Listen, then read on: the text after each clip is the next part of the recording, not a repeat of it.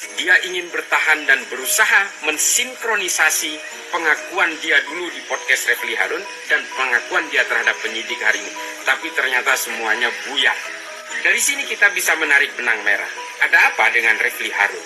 Ada apa dengan tersangka Rizal Afif ini? Dan ada apa dengan Bahar bin Smith? Ini semua adalah satu lingkaran. Apakah Refli Harun terlibat di dalamnya, menyeting ini semua? Atau dia sebagai profesor yang gebloh, yang tidak tahu, yang tidak memverifikasi narasumber yang akan dia undang, asal sejalan dengan kelompoknya ya undang aja, asal membela kelompoknya ya undang saja. Sekelas profesor kok lengop kayak gitu ya. Allah sedang membukakan apa lagi ini dari kelompok mereka.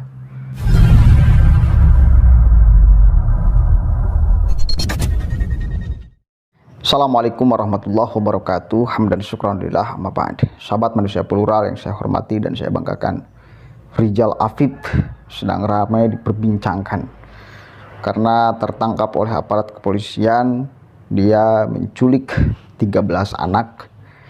Yang menjadi ramenya, sangat ramenya, dia pernah diundang di podcast Refli Harun sebagai mantan napiter. Dan kemudian polisi menemukan fakta bahwa dia bukan seorang mantan napiter. Bahkan juga Kepala Lapas Gunung Sindur pun memberikan keterangan yang serupa. Tidak ada nama Rizal Afif sebagai mantan napiter. Ini menjadi menarik sekali ya. Karena pas di podcast Refli Harun itu, dia benar-benar membela FPI, membela Munarman, ya, mati-matian. Dia menyebutkan sampai bahwa saya berseberangan dengan FPI, dengan Munarman. Kalau Munarman itu benar-benar teroris, maka Munarman akan bertemu dengan saya di Poso. Kesimpulannya bahwa dia mengatakan Munarman bukan seorang teroris. Ketika Munarman bukan seorang teroris dan sekarang ya menjadi tersangka teroris, ini untuk supaya menyebarkan informasi bahwa apa yang dilakukan oleh Densus 88 aparat kepolisian itu salah total, menciduk orang yang salah. Dia bukan teroris.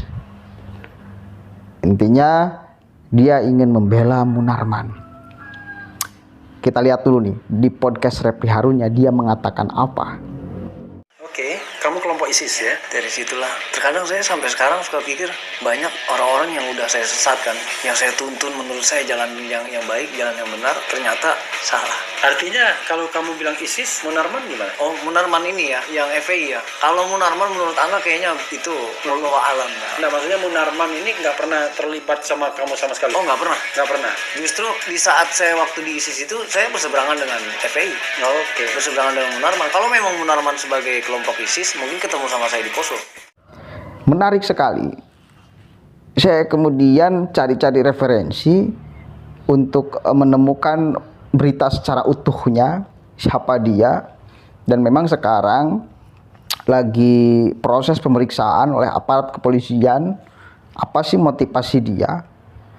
Ya, motivasi dia mengaku sebagai mantan napiter dan sebagainya. Dan memang saya kira perlu juga untuk ditelisik secara mendalam apa motif dibalik itu semua. Ya, apa motif dibalik itu semua? Ada analisa yang sangat cerdas dari Gus Islah Bahrawi terkait masalah ini. Mari kita simak sama-sama. Saya kira ini penting sekali. Salah seorang tersangka penculikan 12 anak yang ditangkap itu mengaku sebagai mantan napi terorisme. Dia mengaku ditangkap oleh Densus 88 dan dia terlibat pelatihan teroris Poso. Dan dia juga pernah mengakui itu ketika dia diundang dalam podcastnya Refli Harun. Dia mengaku muridnya Bahar Smith. Dari mana anak ini? Dia bukan siapa-siapa seperti yang disebutkan oleh Refli, tapi tiba-tiba diundang. Satu hal yang penting yang dia akui adalah dia tidak menemukan Munarman dalam jaringan teroris.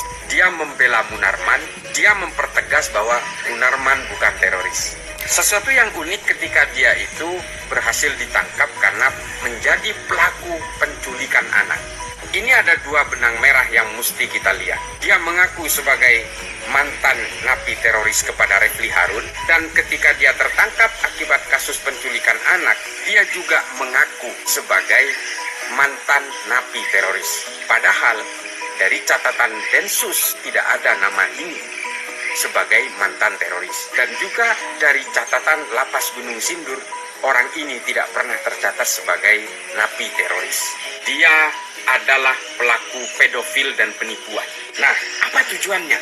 Dalam penangkapan kali ini dia mengaku sebagai mantan napi teroris. Di podcastnya Refli Harun, dia mengaku sebagai mantan napi teroris. Mengapa dia berusaha bertahan dengan pengakuan itu? Ini adalah upaya sinkronisasi. Penangkapan kali ini dia mengaku sebagai mantan napi teroris karena dia pernah mengaku sebagai mantan napi teroris dalam podcastnya Refli Harun. Ada apa di balik ini? Ternyata dari hasil pengakuan tersangka, dia memang diundang ke podcastnya Refli Harun untuk mengaku sebagai mantan napi teroris dan mengaku sebagai muridnya Bahar bin Smith. Mungkin dia memang muridnya Bahar bin Smith di penjara. Mungkin saja. Lalu tujuannya apa? Ada dua tujuannya. Sesuai dengan konten yang ada di dalam podcast itu. Dia ingin mengglorifikasi nama Bahar bin Smith. Yang kedua adalah dia membela Munarman mati-matian atas nama mantan teroris. Ini menarik. Saya tidak mau mengatakan bahwa ada apa dengan podcast Refli Harun. Seorang yang tidak terkenal tiba-tiba dimunculkan dalam podcastnya mengaku mantan napi teroris, lalu diundang berbicara mengagung-agungkan Bahar Smith dan kemudian juga membela Munarman di situ. Dan apa ujung-ujungnya? Dia tetap mengaku sebagai mantan napi teroris. Dia ingin bertahan dan berusaha mensinkronisasi pengakuan dia dulu di podcast Refli Harun dan pengakuan dia terhadap penyidik hari ini. Tapi ternyata semuanya buyar. Dari sini kita bisa menarik benang merah. Ada apa dengan Refli Harun? Ada apa dengan tersangka Rizal Afif ini? Dan ada apa dengan Bahar bin Smith? Ini semua adalah satu lingkaran kebohongan untuk membela kebohongan. Ini adalah lingkaran kejahatan untuk membela kejahatan. Ada 3 poin penting di sini. 3 sosok penting. Bahar Smith, Refli Harun, dan juga Rizal Afif. Ini tidak sesederhana yang kita bayangkan. Kita tunggu hasil penyidikan pihak kepolisian berikutnya. Kita tunggu pengakuan-pengakuan dari Rizal Afif ini sampai semuanya terbongkar. Karena bagaimanapun kebenaran akan muncul dengan logikanya sendiri. Oke, jelas sekali ya.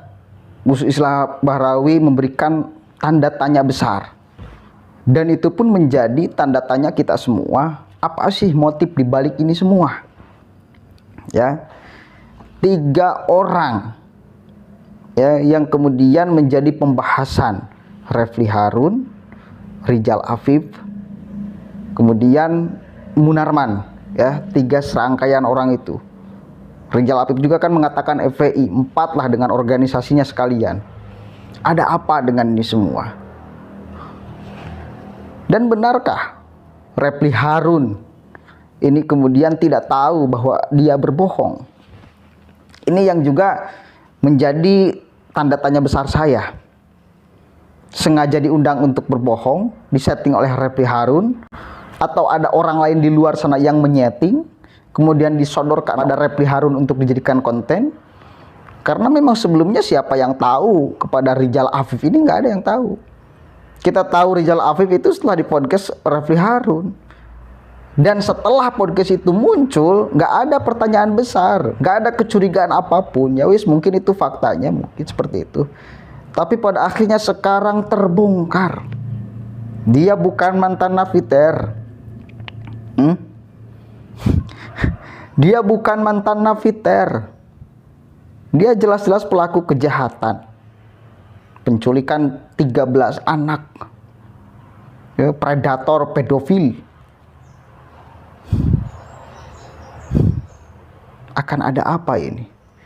Satu-satu mulai dibukakan oleh Allah kebohongan-kebohongan mereka. Allah sedang membukakan apa lagi ini dari kelompok mereka. Oke, mari kita sadar sama-sama. Kesimpulannya kita dengarkan ajalah nanti bagaimana keterangan aparat kepolisian setelah menelisik asal-usul dia dari mana, siapa, apa motivasinya menyebutkan itu semua, berbohong atas nama itu semua. Ya, kita tunggu keterangan yang validnya nanti dari aparat kepolisian. Saya mendukung ini harus benar-benar dalami secara serius. Karena biar terang benderang semuanya. Dan saya kira Refli Harun juga akan kena urusan ini. Karena dia menyebarkan konten kebohongan yang sangat sensitif mengenai teroris loh. Sensitif ini. Ini sangat sensitif sekali. Apakah Refli Harun terlibat di dalamnya, menyeting ini semua, atau dia sebagai profesor yang gebloh, yang tidak tahu, yang tidak memverifikasi narasumber yang akan dia undang, asal sejalan dengan kelompoknya ya undang aja, asal membela kelompoknya ya undang saja. Sekelas profesor kok lengop kayak gitu ya. Atau sengaja itu disetting oleh Refli Harun untuk mengatakan itu supaya membela kelompok yang selama ini selalu dia bela. Endingnya kita masih tanda tanya.